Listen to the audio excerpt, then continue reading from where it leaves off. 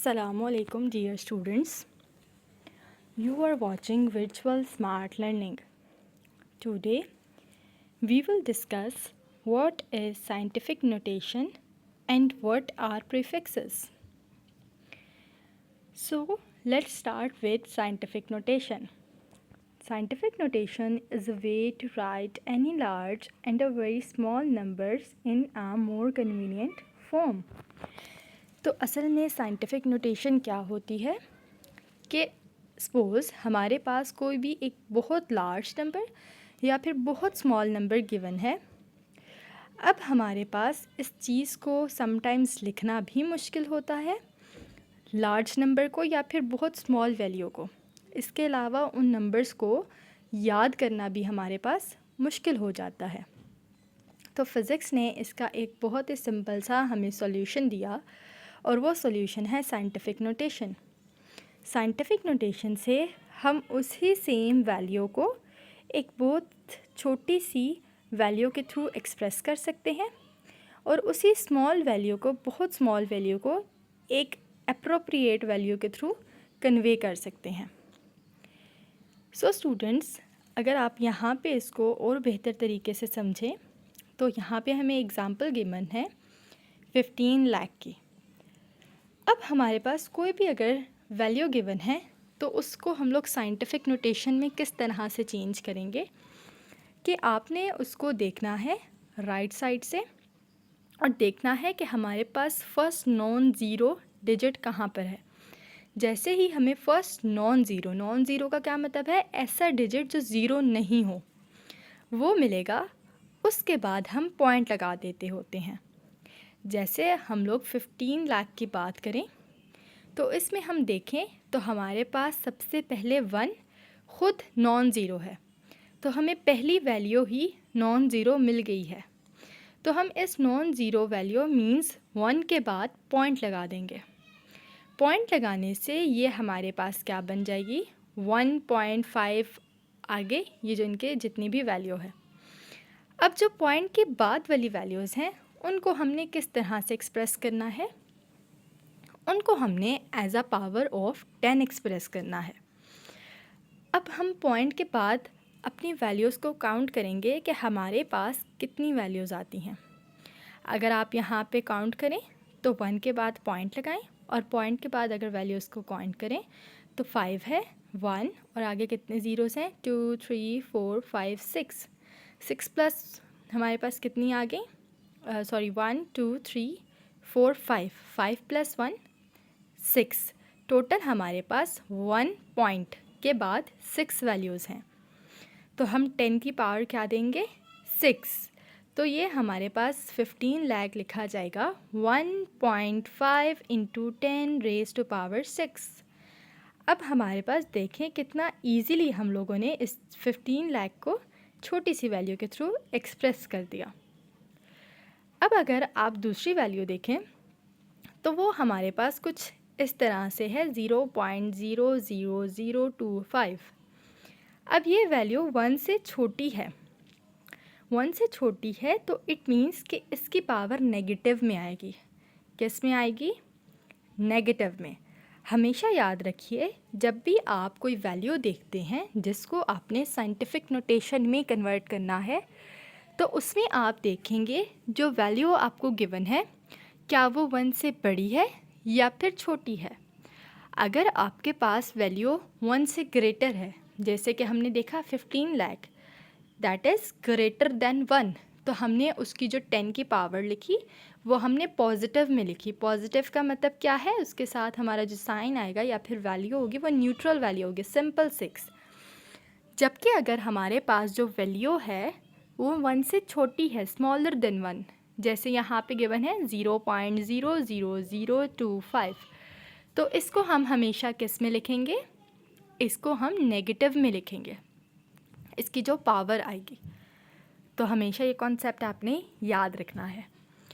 तो अगर हम इस वैल्यू को देखें तो ये 1 से छोटी थी, लेकिन इधर भी सेम कॉन्सेप्ट यूज़ होगा। कौन सा वाला, कि हमने पहले जो हमारा पॉइंट है, पॉइंट को आपने मूव कराना है फर्स्ट नॉन ज़ीरो डिजिट के बाद। तो अगर आप यहाँ पे देखें, यहाँ से आपको मेरी फर्स्ट नॉन ज़ीरो डिजिट की बात समझ आएगी। तो पॉइंट को हम मूव करना स्टार्ट करते हैं। तो यहाँ पे हमारे पास नॉन ज़ीरो वैल्यू कहाँ पर है? पहले अगर देखें तो 0.0 है, तो ज़ीरो तो इटसेल्फ ज़ीरो है। देन अगेन ज़ीरो है, वो भी इटसेल्फ ज़ीरो है। Then again zero, then again zero, और 4 ज़ीरो के बाद जो फिफ्थ पे हमारे पास डिजिट है वो हमारे पास नॉन ज़ीरो है, विच इज़ 2। तो अब हमारा पॉइंट क्या करेगा? हम पॉइंट को मूव करा देंगे फर्स्ट नॉन ज़ीरो डिजिट के बाद। तो अब हम लोग यहाँ पे, तो जब हम 2 के बाद पॉइंट को मूव करेंगे तो पॉइंट आगे जाएगा। तो पॉइंट कितनी वैल्यूज़ मूव किया, आइए गिनते हैं। पॉइंट के बाद 1 zero, 2 zero, 3 zero, 4th zero, and हमने कहाँ पे मूव कराया था पॉइंट को? फर्स्ट नॉन ज़ीरो डिजिट के बाद। तो 2 भी हमारे पास काउंट होगा क्योंकि 2 के बाद पॉइंट आया। तो टोटल कितनी वैल्यूज़, आप इसको इस तरह से भी समझ सकते हैं कि कितने स्टेप्स पॉइंट ने लिए। तो पॉइंट ने टोटल कितने स्टेप्स लिए 2 के बाद जाने के लिए? 5। तो अब इसकी जो हम लोग लिखेंगे वो हमारे पास हो जाएगा 2.5 इंटू 10⁻⁻5। अब हमने ये माइनस में क्यों कन्वर्ट किया? क्योंकि हमारे पास जो वैल्यू गिवन थी दैट वाज स्मॉलर देन 1। अब अगर हम लोग कुछ और एग्जांपल्स देख लें साइंटिफिक नोटेशन की, तो ये देखें हमारे पास स्पीड ऑफ लाइट की बात की जाए तो स्पीड ऑफ लाइट की वैल्यू हमारे पास क्या है? 299792458 मीटर पर सेकेंड। अब ये वैल्यू बड़ी अजीब सी है, थोड़ी सी अनोइंग सी है, क्योंकि ये याद करना बहुत मुश्किल है। तो इसका हल अब हम किस तरीके से निकालेंगे? अब पहले तो हम ये देखेंगे कि क्या ये नंबर 1 से बड़ा है। तो यस, ये नंबर 1 से बड़ा है क्योंकि पॉइंट हमारे पास यहाँ पे कोई भी 0 पॉइंट वैल्यू नहीं है, ठीक है। तो ये हमारे पास वैल्यू 1 से बड़ी है, 1 से बड़ी है। तो अब हम क्या करेंगे कि फर्स्ट नॉन ज़ीरो डिजिट के बाद 2 पॉइंट लगा देंगे। तो यहाँ पे हमारे पास फर्स्ट नॉन ज़ीरो डिजिट कौन सा है? 2। तो जब 2 के बाद हम पॉइंट लगाएंगे तो हम देखेंगे पॉइंट से आगे हमारे पास कितनी वैल्यूज़ हैं, उन्हें काउंट कर लें। तो हमारे पास है 9 9 7 9 2 4 5 8। तो हमारे पास टोटल कितनी वैल्यूज़ बनी? 8। तो अब हमारे पास जो हमारी स्पीड ऑफ लाइट है वो किस में कन्वर्ट हो जाएगी? 2.99792458 इंटू 10⁻8। अब आप कहेंगे कि यहाँ पे इतनी बड़ी वैल्यू तो है वैसे ही, तो आप इसको क्या करेंगे कि 2.9 आपको पता है, पॉइंट के बाद 9 है और 9 हमारे पास ग्रेटर देन 5 है। तो अगर हमारे पास राउंड ऑफ करेंगे इस वैल्यू को तो हमारे पास 2.99792458 क्या बन जाएगी? 3। तो हमारे पास जो स्पीड ऑफ लाइट है वो आ जाएगी 3 इंटू 10⁻8, ठीक है।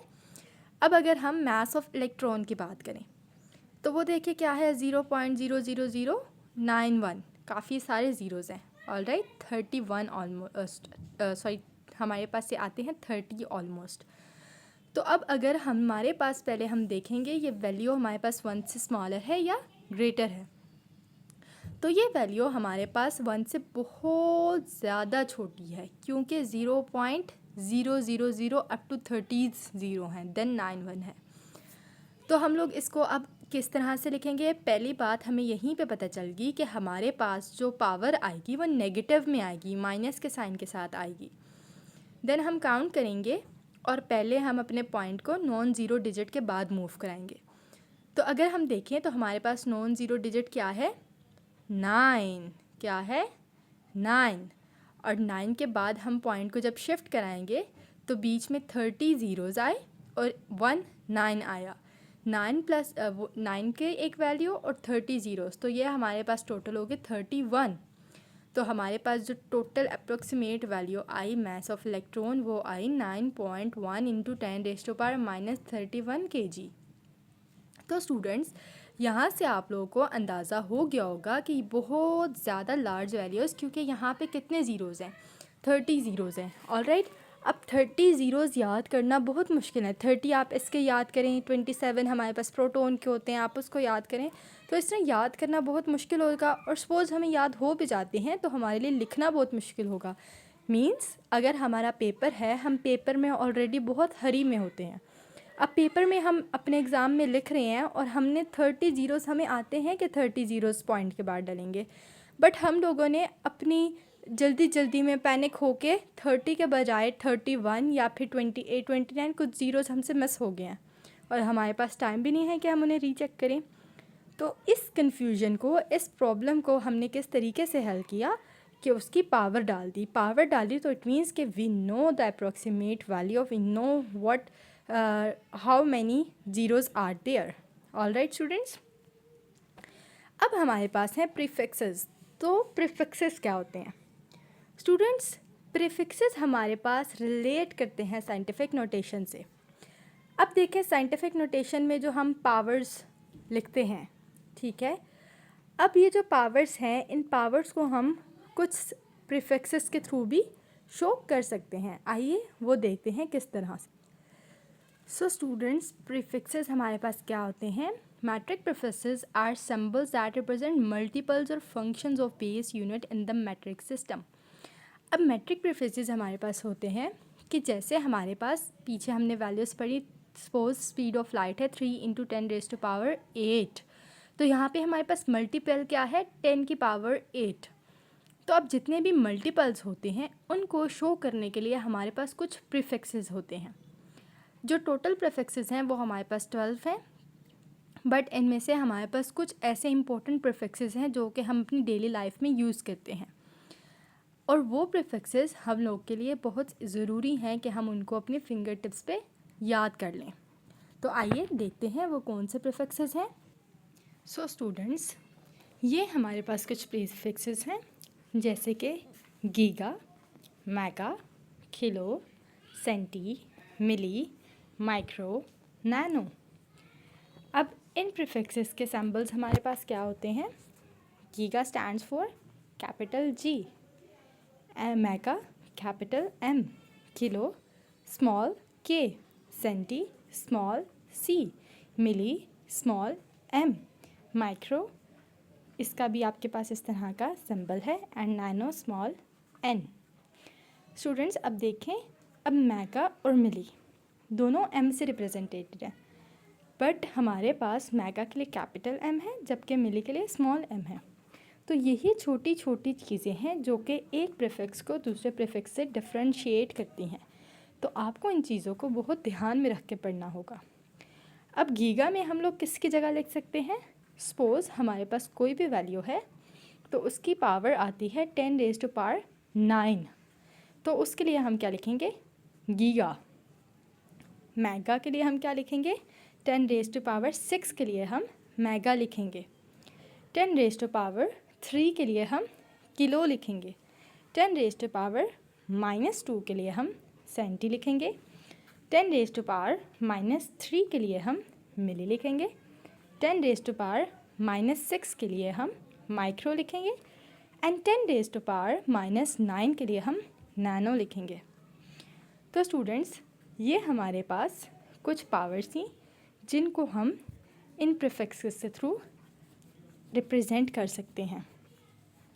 अब सपोज़ आपको एक जर्नल एग्जाम्पल के थ्रू समझाती हूँ और आपको बहुत इजीली समझ आ जाएगी।